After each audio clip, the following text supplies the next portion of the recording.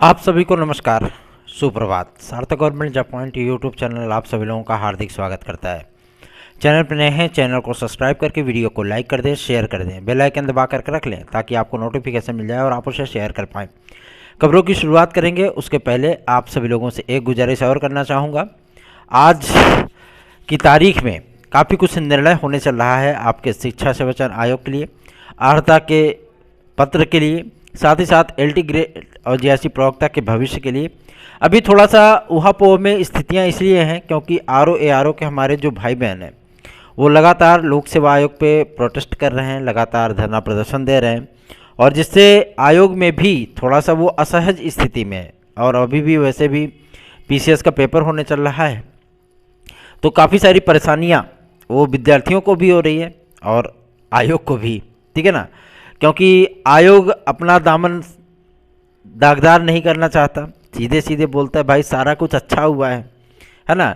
और अभ्यर्थी कह रहे हैं कि नहीं, पेपर आउट हुआ है, पेपर लीक हुआ है। तो ठीक है, जो चीज़ें हैं उसकी निष्पक्षता पूर्वक जांच होनी चाहिए। अभी ये भूत जो है बोतल में बंद भी नहीं हुआ था ये जिन, तब से यूपी कांस्टेबल के पेपर की आउट होने की बातें सामने आने लगी कि यूपी कांस्टेबल का 18 तारीख के सेकंड शिफ्ट का पेपर आउट हो गया है। ठीक है, अगर ऐसी कोई परिस्थितियां हैं, ऐसी कोई स्थितियां हैं, तो उसकी निष्पक्षता पूर्वक जांच होनी चाहिए, ठीक है ना। किसी भी विद्यार्थी को फ़ायदा पहुंचाने के लिए या किसी भी विद्यार्थी को जो है मतलब ट्रेंड कराने के लिए, ठीक है ना, या पास कराने के लिए कोई भी गलत तरीके से जो है लेन देन ना हो। जो विद्यार्थी मेहनत करते हैं उन विद्यार्थियों को सफलता अवश्य ही मिलनी चाहिए और उनको उनके मेहनत का पारितोषिक अवश्य ही प्राप्त होना चाहिए, ठीक है ना। तो अगर ऐसी कोई परिस्थितियां होती हैं तो पेपर की जांच होनी चाहिए कि परीक्षा में पारदर्शिता रही है कि नहीं रही है, और जो सारी चीज़ें होंगी वो सारा चीज़ें कंफर्म होना चाहिए। उसके बाद ही जो है परिणाम आदि को घोषित करना चाहिए। बहुत से विद्यार्थियों का कहना है कि हमने 150 में 150 किए हैं। अब वो तो भगवान जाने कि 150 में 150 कैसे कर लिया, है ना। और कई जगहों पर चिट के माध्यम से विद्यार्थी पकड़े गए हैं। अब चिट कहाँ से आई भैया? हाँ, झलवा में सेंटर था, तो चिट के माध्यम से कैसे विद्यार्थी पकड़े गए? इसका मतलब है कि पेपर बाहर गया था तभी जो है वो चिट बना करके लेके आए थे। और जब पुलिस ने पकड़ा है तो उनको इस चीज़ को पूछना चाहिए कि भाई ये तुम्हारे पास पेपर कहाँ से आया जो चिट लगा करके तुम नकल कर रहे हो, है ना। तो ऐसी परिस्थितियों में सिस्टम पे विद्यार्थियों का जो विश्वास है, भरोसा है, क्योंकि कोई प्रयागराज से चल करके जो है लखनऊ गया, कोई कानपुर गया, कोई प्रतापगढ़ से आया, कोई बनारस से आया, कोई गाजीपुर से आया, है ना। तो ऐसी परिस्थितियों में विद्यार्थियों का धन, समय, मानसिक प्रताड़ना सब कुछ जो है वो होता है। इसलिए मैं शासन से भी और सिस्टम से भी इस बात की गुजारिश करना चाहूँगा कि यदि कोई पेपर आयोजित किया जाए तो उसकी पारदर्शिता होनी चाहिए ताकि विद्यार्थियों का विश्वास और भरोसा बढ़े। जैसे यूपीएससी है, संघ लोक सेवा आयोग, कभी भी उसके पेपर चाहे वो जो है सीपीएफ का हो, चाहे वो आपके डिफेंस सेक्टर का हो, चाहे वो एग्रीकल्चर सेक्टर का हो, चाहे आईएएस का पेपर हो, कभी उनका पेपर सुना है आपने कि आउट हुआ हो? कभी नहीं होता है। क्यों? क्योंकि वो अपना स्तर ही उतने बेहतरीन ढंग से मेंटेन किए हुए हैं, ठीक है ना। उनके पेपर को कोई आउट कर ही नहीं सकता। तो ऐसी परिस्थितियों में केवल उत्तर प्रदेश में ही ये चीज़ें क्यों सामने आती हैं, है ना। विद्यार्थियों के हित की बातें अगर हो और हित उनका कहीं प्रभावित हो रहा हो, इतने विद्यार्थी रो रहे हैं, इतने विद्यार्थी जो है मतलब तड़प रहे हैं, तो इस पर शासन को भी संज्ञान लेना चाहिए और कम से कम नई चीज़ें हैं तो इसकी निष्पक्षता पूर्वक जाँच कराई जाए। यदि ऐसा कुछ भी होता है, जैसा कि पुलिस प्रोन्नति बोर्ड ने भी ट्वीट करके जानकारी दी है कि हमने भर्ती के महाकुंभ की परीक्षा जो है वो संपन्न करा ली है, और जो दावे किए जा रहे हैं, झूठे खबरें ट्विटर पे और सोशल मीडिया पे प्रसारित किए जा रहे हैं, उसकी जो है मतलब निष्पक्षता पूर्वक जांच कराई जाएगी। अभ्यर्थी निश्चिंत रहें, है ना। तो अगर अभ्यर्थी निश्चिंत रहें तो किस बिना पे निश्चिंत रहें? क्या उन्हें निष्पक्ष न्याय मिलेगा? क्या उन्हें निष्पक्षता पूर्वक परीक्षा देने के बाद निष्पक्षता पूर्वक परिणाम हासिल होगा? इन तमाम मुद्दों पर जो है यूपी पुलिस प्रोन्नति बोर्ड को भी जो है संज्ञान लेना चाहिए और सोचना चाहिए, और विद्यार्थियों का विश्वास उनके सिस्टम में बना रहे, ठीक है ना। क्योंकि बहुत से विद्यार्थी बहुत मेहनत करते हैं, सभी विद्यार्थी बेचारे जो है वो दिन रात एक करके पढ़ाई करते हैं, ठीक है, और बाद में पता चले कि पेपर मिलने से पहले ही पेपर आउट हो गया है, तो फिर क्या करेगा कोई विद्यार्थी, फिर मेहनत करना छोड़ देगा। सभी सोचेंगे कि आठों सफ़ेद पोस्ट को पकड़ो या लिंक ढूंढो, है ना, और किसी को जो है मतलब वो करो, लेन देन करो, नौकरी हासिल कर लो।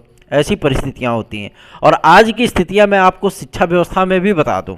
आज की स्थितियाँ ये हैं, ऐसे ऐसे अध्यापक चयनित हुए हैं, ठीक है ना, ऐसे ऐसे अध्यापक चयनित हुए हैं जिनको कि अपने कोर्स के सिलेबस में क्या चीज़ें चलती है, वो हाई स्कूल इंटर में क्या पढ़ाते हैं, उनको किताबों के नाम तक नहीं पता होते हैं।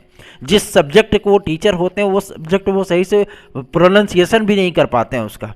ये स्थितियां हैं, ठीक है ना। मैं स्वयं भी ऐसे कई अध्यापकों को जानता हूँ, कई लोगों को जानता हूँ जो कि सही से मतलब पुस्तकों का नाम नहीं बता पाएंगे कि इंटरमीडिएट में क्या चलता है, हाई स्कूल में क्या चलता है, उनको किताबों के नाम तक नहीं पता है। वो अध्यापक हैं, सीधी सी चीज़ है, वो अध्यापक हैं। और सबसे बड़ी चीज़ यह है कि अगर उनको किताब खोल करके दे दिया जाता है तो किताब का सही से प्रोनाउंसिएशन भी नहीं कर सकते, उच्चारण भी नहीं कर पाते हैं। अब सोचिए उनका सिलेक्शन कैसे हो गया। और उत्तर प्रदेश शासन उनको बाकायदा वेतन दे रहे भैया। जीआईसी के लेक्चरर की मैं बात कर रहा हूँ। जीआईसी में ऐसे भी लेक्चरर हुए हैं जो है, पहले मेरिट बेस होता था ना, सब कल्याण हो गया, गुड़ गोबर हो गया है।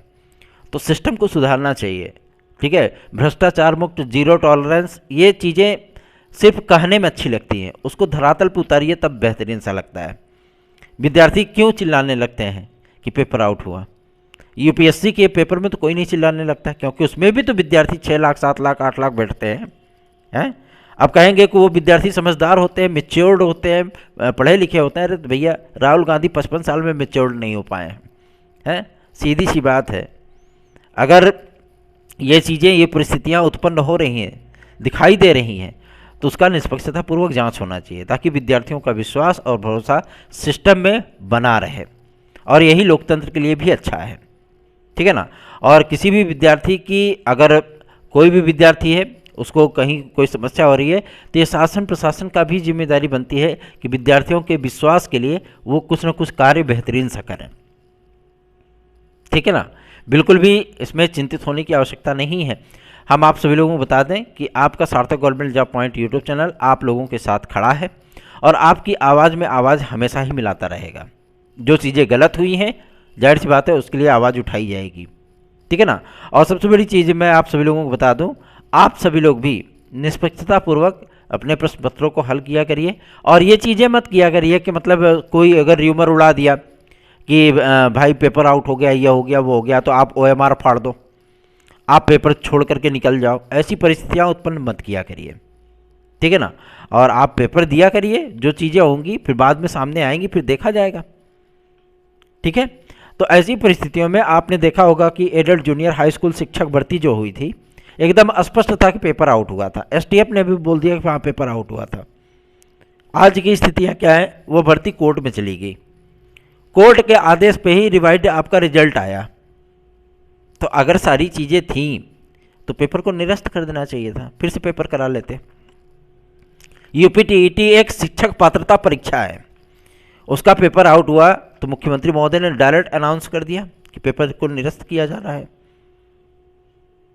ऐसा ही बड़ा दिल दिखाइए मुख्यमंत्री महोदय, ऐसा ही बड़ा दिल दिखाइए।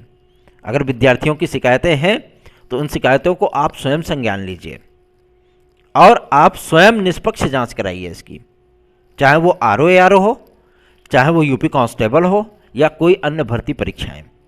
आखिरकार उत्तर प्रदेश में शुचिता क्यों नहीं बनी हुई है। चाहे जितने भी आप कानून पास कर दीजिए कि शिक्षा माफिया के खिलाफ 10 वर्ष का कारावास, 3 करोड़ का जुर्माना, 50 करोड़ का जुर्माना, बुलडोजर चलवा दीजिए, कुछ भी कर दीजिए, ठीक है ना। ऐसी परिस्थितियों में सिर्फ और सिर्फ विद्यार्थियों का जो सिस्टम में जो भरोसा होता है ना, वो डाउन होता है। फिर वही होगा, वो सर्विस पाएंगे, नौकरी पाएंगे, तो पता लगे उनको समाज की सेवा करनी है, विद्यार्थियों को पढ़ाना है, वो भी जाएंगे आराम से बैठेंगे कि हम तो पैसा दे करके नौकरी पाएँ, हम काहे के लिए मेहनत करें। ऐसी परिस्थितियां जो है बहुत ही विकराल हो जाती हैं। बड़ा दिल दिखाइए मुख्यमंत्री महोदय और इसकी निष्पक्ष पूर्वक जांच कराइए। और सबसे बड़ी चीज़ ये है कि विद्यार्थियों का विश्वास सिस्टम में और आयोगों पर बना रहे, भर्ती बोर्डों पर बना रहे, इसके लिए आपको भी यत्न करना होगा, क्योंकि विद्यार्थी बहुत उम्मीदों से परीक्षाओं की तैयारी करते हैं और एग्ज़ाम में सम्मिलित होते हैं। अदरवाइज़ अगर उनकी परिस्थितियां बदलती हैं और उनको मेंटली जो है हरासमेंट मिलता है तो जाहिर सी बात है उनको तकलीफ़ों का, सिर्फ वही तकलीफ में नहीं जीते हैं, उनका परिवार भी उससे प्रभावित होता है। ठीक है ना। तो मैं आप सभी लोगों को बताना चाहता हूं कि यूपी कांस्टेबल का जो विद्यार्थी सबूत दे रहे हैं, वो विद्यार्थी, मैं आप सभी लोगों से कहना चाहता हूं कि वो विद्यार्थी एकजुट होकर के चले, इन सारी चीज़ों को प्रूफ किया जाए, साबित किया जाए कि हाँ भाई पेपर आउट हुआ था। और जो चीज़ें ट्रेंड कर रही हैं आपके ट्विटर पे भी, या जो मतलब यूट्यूब वगैरह पे भी दिखाए जा रहे हैं, जो पेपर पहले ही पोस्ट कर दिए गए हैं ट्विटर हैंडल पे, उस पेपर का निष्पक्षता पूर्वक जांच होना चाहिए कि जिस टाइम पे वो पेपर पोस्ट किया गया है उस टाइम पे क्या एग्ज़ाम जो है वो हो रहा था, या एग्ज़ाम होने वाला था, या एग्ज़ाम हो चुका था। इन सारी चीज़ों की जांच होनी चाहिए। और उस प्रश्न पत्र से जो प्रश्न पत्र की लीक होने की बात कही जा रही है, क्योंकि 18 तारीख के सेकंड शिफ्ट की लीक होने की बात कही जा रही है। देखिए, हमारा चैनल इन सबूतों को, इन बातों को जो है प्रमाणित नहीं करता, ना ही इसका समर्थन करता है, लेकिन ऐसी कोई चीज़ें अगर हुई हैं तो इस पर संज्ञान लेना चाहिए शासन को भी और प्रशासन को भी, ताकि विद्यार्थियों के साथ न्याय हो सके।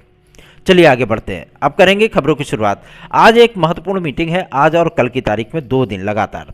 इस पे तमाम उन मुद्दों पर निर्णय किया जाना है। उसके पहले मैं आप सभी लोगों को बताना चाहता हूं कि कल MHRD मिनिस्ट्री का एक मीटिंग था, जिसमें बीएड को लेकर के मंथन किया गया है।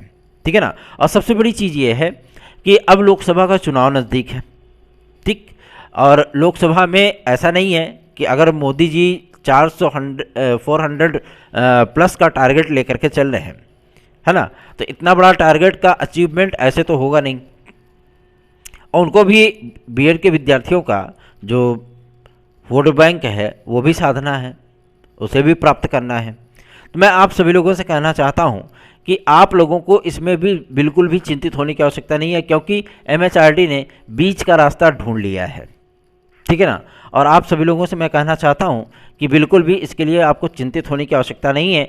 आप लोग PRT में पुनः सम्मिलित होंगे, इसमें कोई दो राय नहीं। ठीक, बिल्कुल भी चिंतित मत होइए। चलिए आगे बढ़ते हैं। अब बात करेंगे आपके आज की मीटिंग डेट को लेकर के।